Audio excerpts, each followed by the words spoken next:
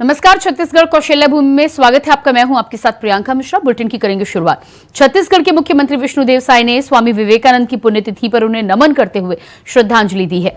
साय ने अपने श्रद्धांजलि संदेश में भारतीय दर्शन और आध्यात्म को विश्व से परिचित कराने और मानवता को कल्याण की ओर ले जाने में स्वामी जी की भूमिका पर जोर डाला।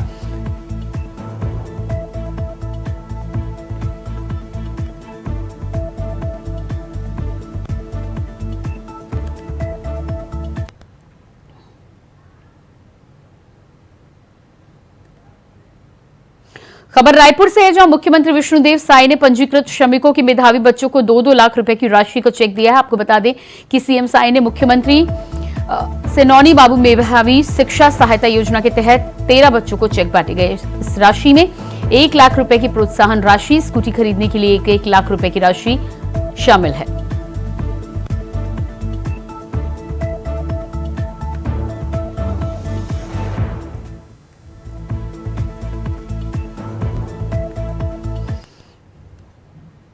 अगली खबर रायपुर से है, जहां मुख्यमंत्री विष्णुदेव साय के पहले जन दर्शन में एक मासूम के पिता अपनी बेटी की आंख ना होने की फरियाद लेकर पहुंचे थे, जिस पर मुख्यमंत्री विष्णुदेव साय ने तुरंत संज्ञान लेते हुए अधिकारियों को 1 हफ्ते में ही आंख का ऑपरेशन कराने के निर्देश दिए थे। सीएम के निर्देश पर अधिकारियों ने तुरंत बच्ची की आंख का ऑपरेशन कराया और मासूम अब अपनी आंखों से देख सकती है। आज बच्ची और उसके परिजनों ने मुख्यमंत्री से मुलाकात कर उनका आभार जताया। वहीं सीएम साय मासूम को दुलार करते हुए नजर आए।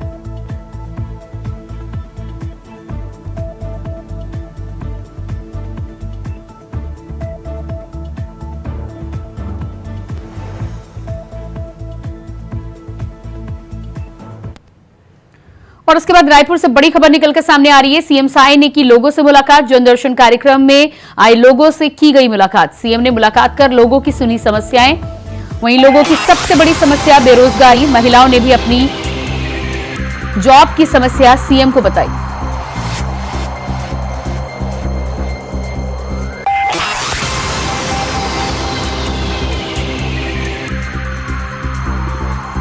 सीएम साय का जन दर्शन, लोगों से की मुलाकात। सीएम की संवेदनशीलता, लोगों की सुनी समस्याएं।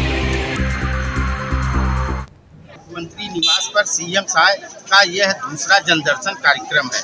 ऐसे में अब मैं अपने कैमरामैन से कहूंगा थोड़ा सा दूर की तरफ दिखाएं और आप देख सकते हैं कि कितनी भारी संख्या में लोग अपनी फरियाद लेकर मुख्यमंत्री साय के पास आए हैं। आइए हम इन लोगों से, कुछ लोगों से बात करते हैं, इनकी समस्या क्या है और मुख्यमंत्री से क्या आस लेकर आए हैं। आप कहाँ से आई हैं? माता जी, आप कहाँ से आई हैं? हाँ, रतनपुर से आई। माता जी, आज आप यहाँ मुख्यमंत्री से मिलने आई हैं, क्या समस्या है आप?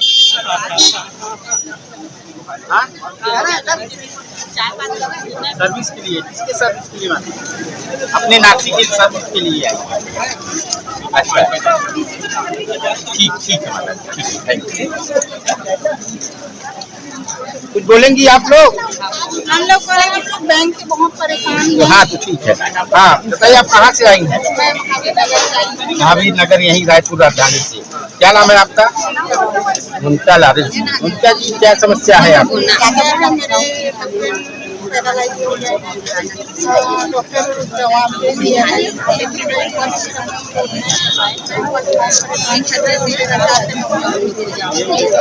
तो आप मुख्यमंत्री जनदर्शन कार्यक्रम पहली बार आए हैं, किससे पहले भी आए? अच्छा, तो आपको लगता है कि सीएम साय आपकी समस्या को सुनेंगे?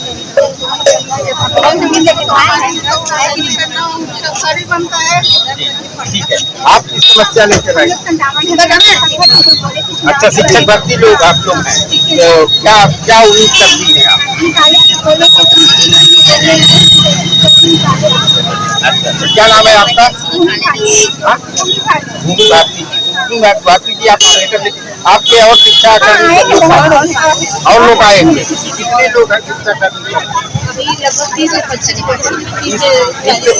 आपके संगठन के लोग आए हैं। अच्छा, सीएम साहब तो आप लोगों को आश्वासन पहले भी दे चुके थे। हाँ,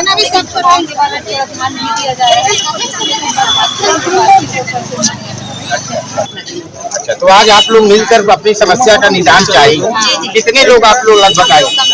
80 लोग लगभग 80 लोग बचे 80 लोग आए, 80 लोग आ जाए, 80 लोग बचे हुए हैं। बाकी लोगों का बाकी लोगों को क्या 80 लोग आप लोग बचे। ठीक है जी, तो आप देख सकते हैं लोग अपनी तरह तरह की समस्या लेकर सीएम साहब के पास आए हैं। अब देखने वाली बात यह है कि सीएम साहब कितने लोगों का निदान करते हैं। Manu Shukla, India voice news, Raipur.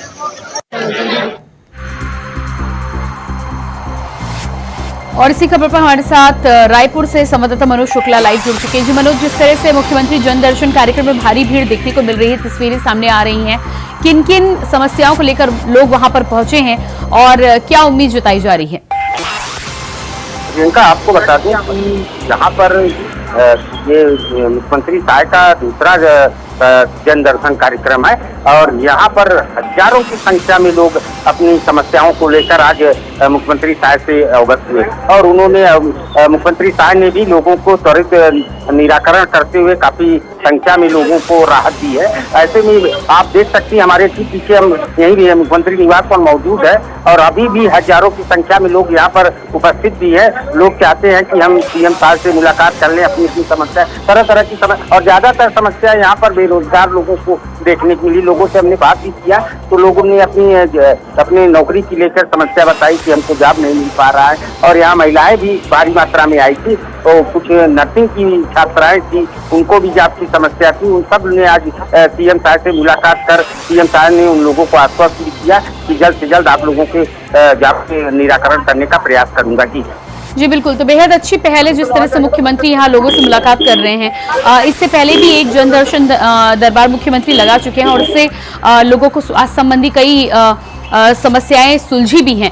क्या उम्मीद लेकर लोग आ रहे हैं और जन दर्शन दरबार को लेकर क्या प्रतिक्रिया निकलकर सामने आ रही है जनता की तरफ से? जी प्रियंका, आपको बता दूं प्रियंका कि पिछली बार से जन दर्शन में जितने भी आवेदन पड़े थे उनका निराकरण लगभग सभी आवेदनों का निराकरण तत्काल प्रभाव से हो गया है और कुछ समस्याएं रह गई हैं, उनका भी निराकरण करने का प्रयास किया जा रहा है। यहाँ के सीएम आवास से संबंधित अधिकारियों से हम लोगों ने बात किया, उन लोगों ने यह जानकारी दी कि इससे पहले के जो आवेदन थे जो निराकरण नहीं हो पाए थे उनका भी हम लोग निदान करने का प्रयास कर रहे हैं। तो ऐसे में माना जा सकता है कि जो ये सीएम साहब का जन दर्शन कार्यक्रम चल रहा है ये छत्तीसगढ़ की जनता के लिए काफी महत्वपूर्ण माना जा रहा है। जी बिल्कुल, तो जिस तरह से हम तस्वीरें देख पा रहे हैं, हजारों की संख्या में आप लोग बता रहे हैं जो जन दर्शन के दौरान मुख्यमंत्री से मुलाकात करने के लिए पहुंचे हैं। ऐसे में क्या लगता है आपको कब तक चलेगा ये कार्यक्रम? आज जी प्रियंका, आपको बता दूं कि जो मुख्यमंत्री निवास से हम लोगों को गाइडलाइन जारी किया गया था और 11 बजे से 1 बजे तक का मुख्यमंत्री सीएम साहब का मिलने का समय दिया गया था, लेकिन अभी जो है भीड़ काफी ज्यादा है, कुछ लोग अभी अंदर भी हैं, तो ऐसे में माना जा सकता है कि कुछ समय सीएम साहब और अलग से इन लोगों से मिलने के लिए दे सकते हैं। जी बिल्कुल मनोज, इस तमाम जानकारी के लिए बहुत बहुत शुक्रिया आपका। और इसके बाद बात करेंगे अगली खबर को लेकर। खबर रायपुर से सामने आ रही है जहां प्रदेश के उप मुख्यमंत्री ने राजधानी में प्रेस कॉन्फ्रेंस आयोजित कर राष्ट्रीय राजमार्ग से संबंधित परियोजनाओं के बारे में जानकारी दी है। उन्होंने बताया कि साल 2024-25 के लिए केंद्र से छत्तीसगढ़ में करीब 18 परियोजनाओं को स्वीकृति मिली। इसके लिए केंद्र से 3,289 करोड़ रुपए राज्य सरकार को मिले। साथ ही भविष्य में प्रस्तावित 1,006 किलोमीटर लंबाई के 8 कार्यों के सर्वेक्षण और डीपीआर के लिए 35 करोड़ रुपए का प्रावधान किया गया। जहां पर भी गुणवत्ता की शिकायत आ रही है, जांच की जा रही है, जांच कर कार्यवाही भी की जा रही है, लगातार कार्यवाहियां हो रही है। जहां पर भी गड़बड़ी की शिकायत मिलेगी कठोर से कठोर कार्यवाही उस पर होगी। सड़कों की गुणवत्ता से किसी तरह का कोई समझौता नहीं किया जाएगा। अगली खबर भी रायपुर से है जहां प्रदेश में महिला सुरक्षा को ध्यान में रखते हुए सभी जिला मुख्यालयों में पिंक थाने खोलेंगे। इस संबंध में विभागीय तैयारी की जा रही है, जिसके लिए कार्य योजना भी तैयार की जा रही है, जिसके चलते उप मुख्यमंत्री विजय शर्मा ने मंत्रालय में विभागीय बैठक में महिला पिंक थाने शुरू करने की तैयारियों की समीक्षा की। उन्होंने कहा कि ये थाने महिलाओं के लिए सुरक्षित और सहयोगात्मक वातावरण सुनिश्चित करने के लिए स्थापित किए जाएंगे।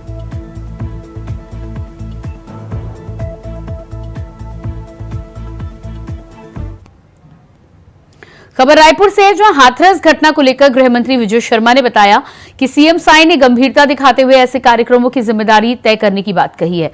महिला थानों को गृह मंत्री ने कहा कि महिला थाना खोलना हमारे घोषणा पत्र में है। इस बार 5 महिला थानों की स्वीकृति बजट में है। शीघ्र ही 5 महिला थाने खोले जाएंगे और आगे कार्य किए जाएंगे।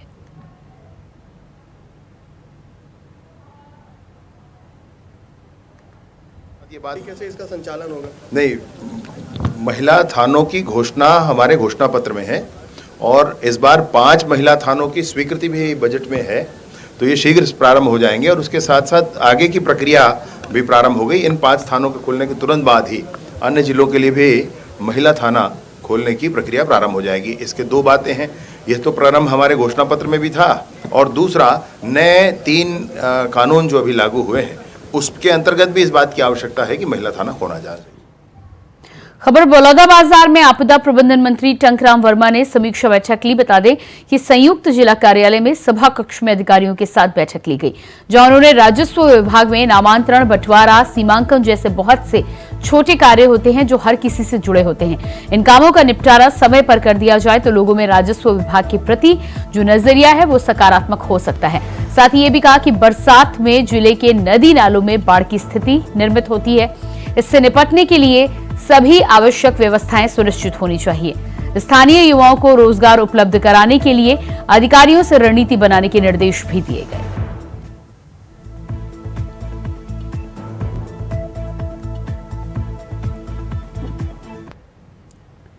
खबर रायपुर से है, जहां मुख्यमंत्री विष्णुदेव साय के पहले जनदर्शन में अवैध कब्जे को लेकर ग्रामीणों ने शिकायत की और दूसरे जनदर्शन लगने से पहले ही रायपुर जिला प्रशासन ने इस पर एक्शन लेते हुए अवैध कब्जे पर बुलडोजर चलाया है। दरअसल मुख्यमंत्री के निर्देश के बाद रायपुर में शासकीय जमीनों पर अवैध कब्जे पर अवैध निर्माण करने और उनकी अवैध तरीके से खरीदी बिक्री पर कार्रवाई तेज हो गई है। कलेक्टर गौरव सिंह के नेतृत्व में राजस्व अमले ने ऐसे प्रकरणों पर बिना देरी किए कार्रवाई की शुरुआत की है। रायपुर नगर निगम क्षेत्र के सेजबहार में ऐसी एक बड़ी कार्रवाई की गई। प्रशासन ने सेजबहार में मुख्य सड़क के किनारे ऐसी लगभग 5 एकड़ सरकारी जमीन को अवैध निर्माण के कब्जे से मुक्त कराया है।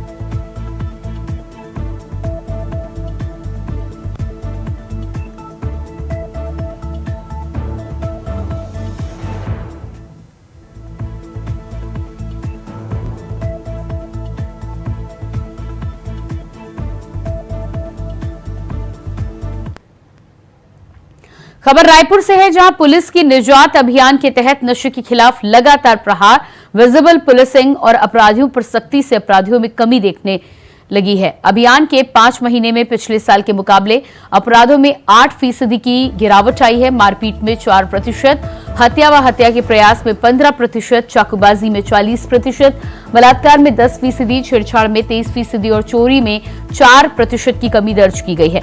आबकारी एक्ट और ड्रग विरोधी NDPS एक्ट के तहत कुल 3682 लोगों पर कार्रवाई की गई है।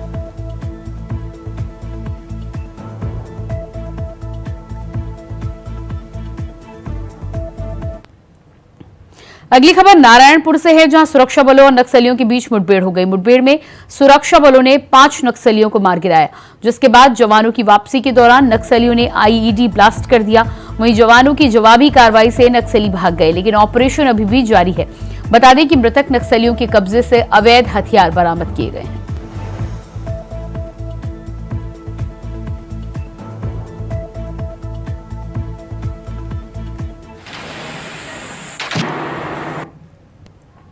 खबर दुर्ग से है, जहां पुलिस को बड़ी कामयाबी हाथ लगी है। दुर्ग पुलिस ने अहमदाबाद गुजरात के हवाला कारोबारी के रायपुर स्थित ठिकाने पर छापा मारकर हवाला कारोबार में संलिप्त गुजरात के रहने वाले 3 आरोपियों को गिरफ्तार किया है।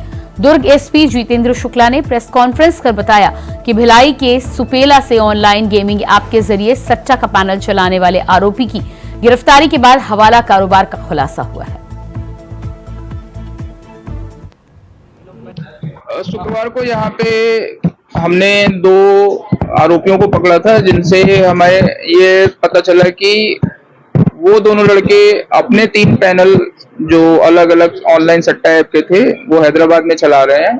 उनकी निशानदेही पे हमारी एक टीम हैदराबाद गई थी, जिसपे हमने वहां छापा मार के 6 आरोपियों और 3 पैनल की जो पूरी रिकवरी थी, मोबाइल और बाकी अन्य लैपटॉप और वो सब हमने जब्त किया था।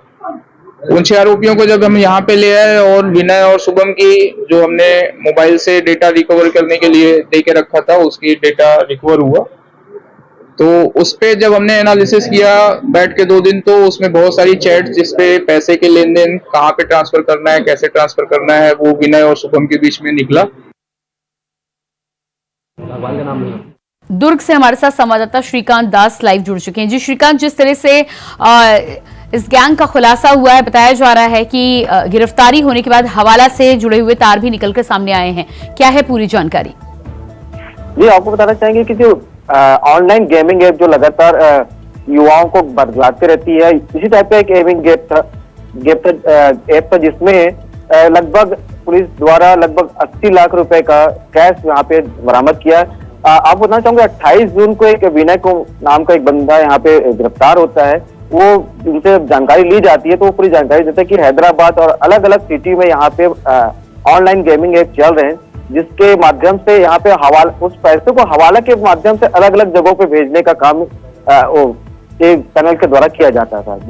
जी बिल्कुल। तो जिस तरह से हवाला से तार जुड़े हुए निकल के सामने आए हैं, यहाँ पर जो गिरफ्तारी की गई है उसके अलावा क्या अलग अलग राज्यों में भी इस नेक्सस या इस गैंग के तार फैले हुए हैं, लोग फैले हुए हैं? जी, मैं बताना चाहूँ कि अलग अलग राज्यों से जुड़े हुए इनके नेक्सस तार जुड़े हुए हैं। रायपुर में यहाँ पे एक ऑफिस खोला गया था जहाँ पे पूरे पैसे का लेन देन होता था। बाकायदा एक हाईटेक तरीके से 1 रुपए से लेकर के 20 रुपए के नोट को एक पासवर्ड के रूप में इस्तेमाल करते थे साथी जो थे, और उन पैसों को लेकर के जाते थे और वो जब दिखाते थे वहां पे, तो वो पैसों को वहां पे लोग उस मतलब पैसों को वेरीफाई करने के बाद वो पैसों को ले जा करके कैश के रूप में कन्वर्ट करके आगे भेजते थे। जी बिल्कुल। तो अलग अलग तरीकों से जिस तरह से कार्रवाई हुई थी, इस पूरे मामले में गिरफ्तारी के साथ ही साथ रुपयों के लेन देन के अलावा और क्या कुछ निकल कर सामने आ रहा है, और इसके अलावा गेमिंग ऐप पर क्या किसी तरह की कार्रवाई अभी तक की गई है? जी, दुर्ग पुलिस के द्वारा लगातार यहाँ पे कार्रवाई की जा रही है। लगभग पिछले हफ्ते भी 3 कार्रवाई हुई थी, उसके पहले भी कार्रवाई हुई थी। यहाँ पे जो कैश जो बरामद हुआ, उसके अलावा 3 नोट गिनने की मशीन बरामद हुई है, 2 नग मोबाइल बरामद हुई है, और लिखा पढ़ी का जो डाटा है यहाँ पे वो बरामद हुआ कि इसको कितना पैसा कहाँ पे देना है और कितने पैसे यहाँ पे लिए गए हैं, कि कौन कौन को और पेमेंट करना है। श्रीकांत, इस तमाम जानकारी के लिए बहुत शुक्रिया आपका। और इसके बाद बात करेंगे अगली खबर को लेकर। खबर दुर्ग से है, जहां पूर्व गृह मंत्री ताम्रध्वज साहू के बंगले को लेकर बवाल मचा हुआ है। बता दें कि 10 साल पहले पूर्व गृह मंत्री को भिलाई स्टील प्लांट ने बंगला आवंटित किया था, लेकिन बीएसपी के अधिकारियों ने पूर्व गृह मंत्री को किसी प्रकार का नोटिस नहीं दिया। इस बात से नाराज पूर्व गृह मंत्री ने रिकेश सेन पर आरोप लगाया है। आरोप लगाते हुए कहा है कि उनके घर में जबरदस्ती घुसना, बंगले के बाहर अपने नाम का बोर्ड लगवाना, ये समझ से बाहर है। इस मामले में बीएसपी के डायरेक्टर इंचार्ज और एसपी दुर्ग से चर्चा कर ज्ञापन सौंपा गया।